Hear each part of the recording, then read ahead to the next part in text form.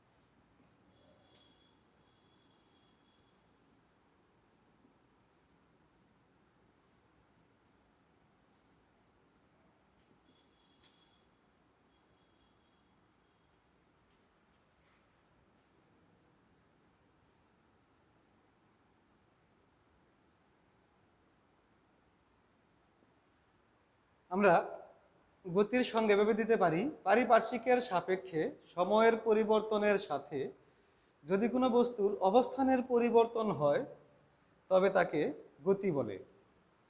আচ্ছা, এখানে একটা বিষয় লক্ষণীয়, অবস্থানের পরিবর্তন হলেই কিন্তু গতি হবে। যদি অবস্থানের পরিবর্তন না হয় তাহলে সেই ক্ষেত্রে হবে স্থিতি। অর্থাৎ পারিপার্শ্বিকের সাপেক্ষে সময়ের পরিবর্তনের সাথে যদি কোনো বস্তুর অবস্থানের পরিবর্তন না হয় তবে তাকে স্থিতি বলে। আমরা স্থিতির সংজ্ঞাটাও এভাবে দিতে পারি,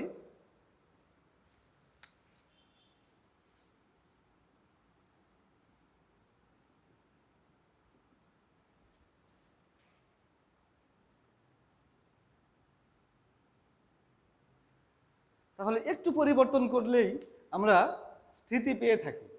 সেটা হচ্ছে পারিপার্শ্বিকের সাপেক্ষে সময়ের পরিবর্তনের সাথে যদি কোনো বস্তুর অবস্থানের পরিবর্তন না হয় তবে তাকে স্থিতি বলে।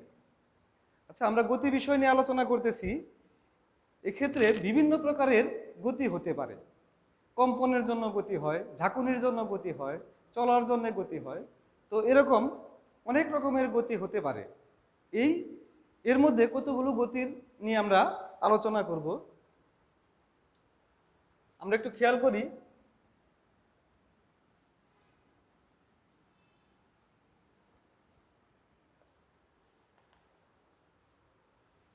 আমরা প্রথমে আসি 1 নম্বরে সরল রৈখিক গতি।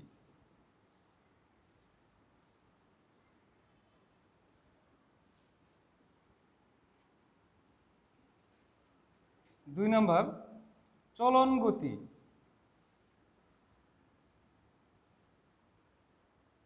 3 নম্বর পর্যায়বৃত্ত গতি।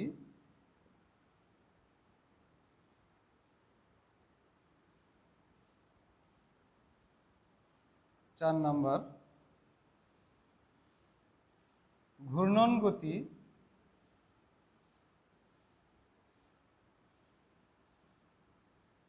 5 নম্বর সরল স্পন্দন গতি।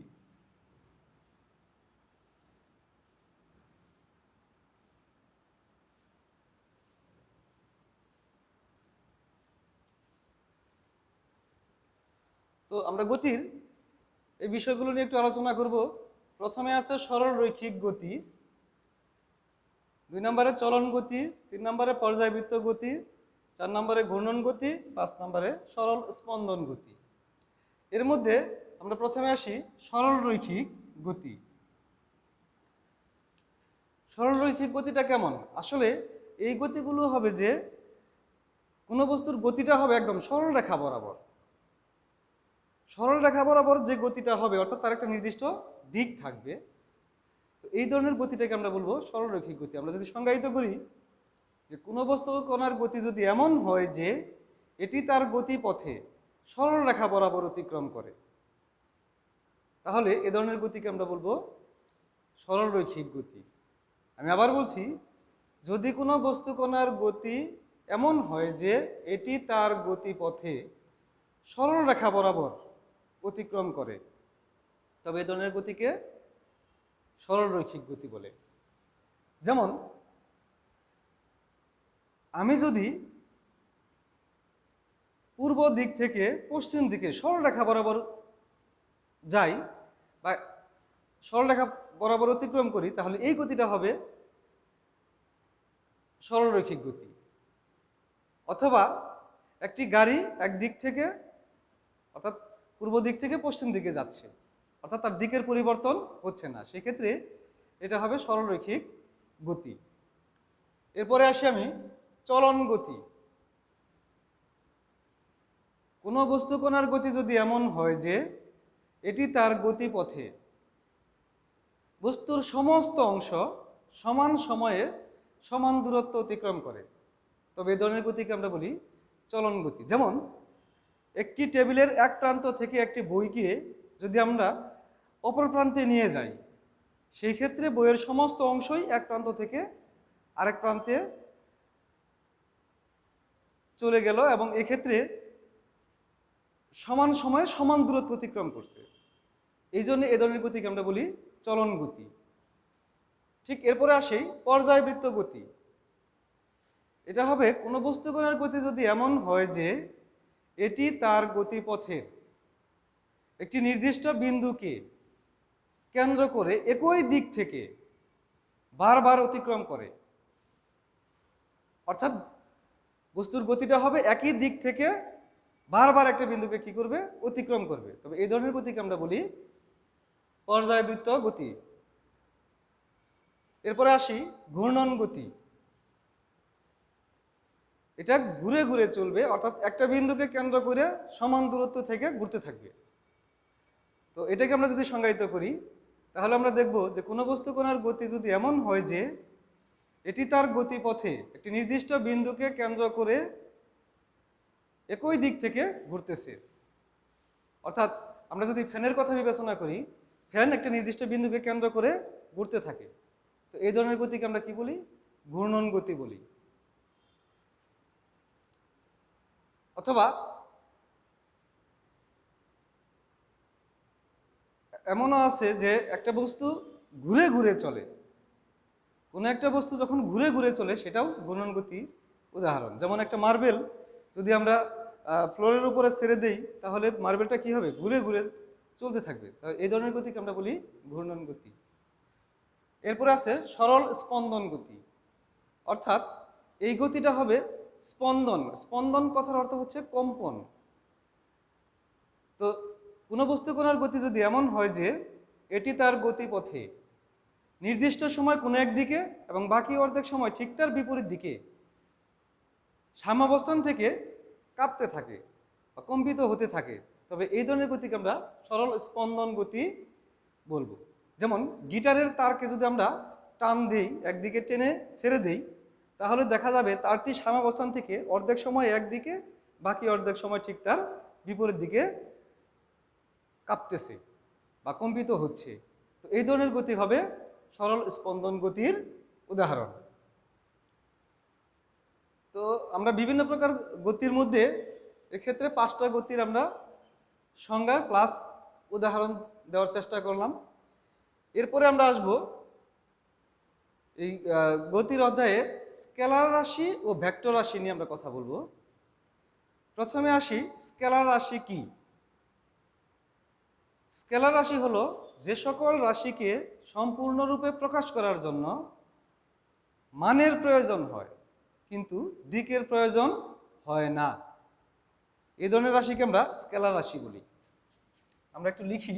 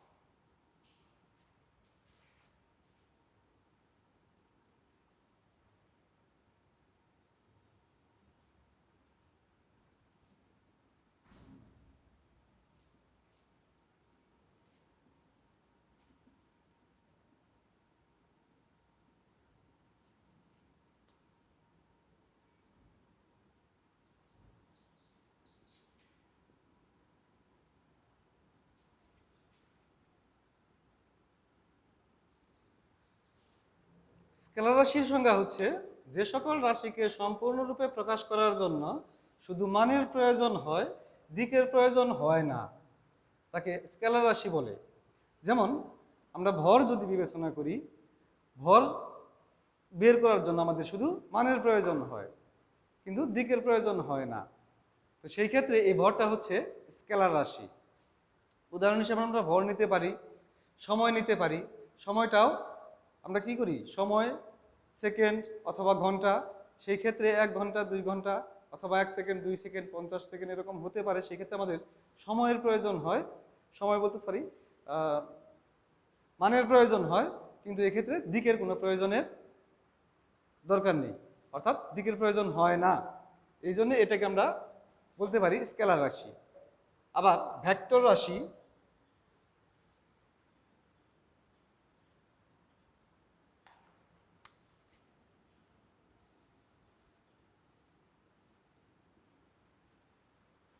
ভেক্টর রাশির সংজ্ঞা যদি আমরা দেই তাহলে এই ক্ষেত্রে আমরা একটু পরিবর্তন করব। যে সকল রাশিকে সম্পূর্ণরূপে প্রকাশ করার জন্য মান ও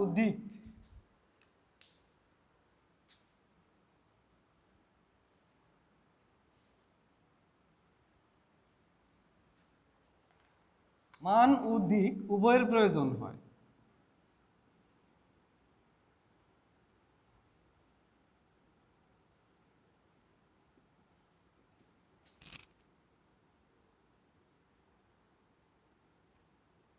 উভয়ের প্রয়োজন হয়।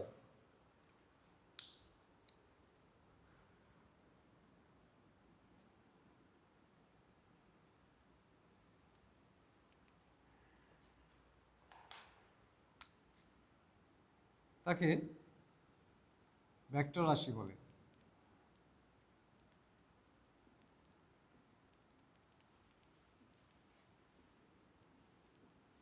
আমি আবার বলছি, যে সকল রাশিকে সম্পূর্ণরূপে প্রকাশ করার জন্য মান ও দিক উভয়ের প্রয়োজন হয় তাকে ভেক্টর রাশি বলে। আমরা যদি ভেক্টর রাশির একটা উদাহরণ দিই, সরণ, সরণটা হচ্ছে ভেক্টর রাশি। কেন? সরণের ক্ষেত্রে মানেরও প্রয়োজন হয়, দিকেরও প্রয়োজন হয়। যেমন রহিম পূর্ব দিক থেকে পশ্চিম দিকে 10 মিটার দূরত্ব অতিক্রম করলো, অর্থাৎ এই ক্ষেত্রে মানের সাথে সাথে আমরা দিকটাও বুঝাতে পারলাম।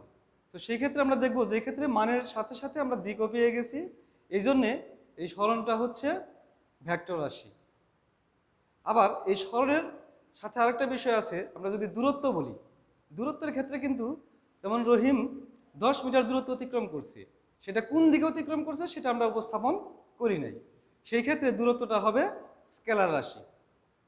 আর এই মানের সাথে সাথে যখন দিকের বিষয়টা চলে আসবে এবং দিক বোঝানো হবে, তখন সেটাকে আমরা বলবো ভেক্টর রাশি। তাহলে আমরা স্কেলার রাশি ও ভেক্টর রাশি সম্পর্কে ধারণা পেলাম। বাসায় এগুলো নিয়ে চেষ্টা করবে, দেখবে যে এই নিজে নিজে করার চেষ্টা করবে এবং দেখবে যে ইনশাল্লাহ তুমি নিজের মতো করে তৈরি করতে পারবে। তো আজ এই বিষয় নিয়ে আর কোনো কথা বলবো না। তোমরা বাসায় চেষ্টা করো। ভালো থাকো সবাই, বাসায় থাকো এবং সবাই সুস্থ থাকো। আল্লাহ হাফেজ।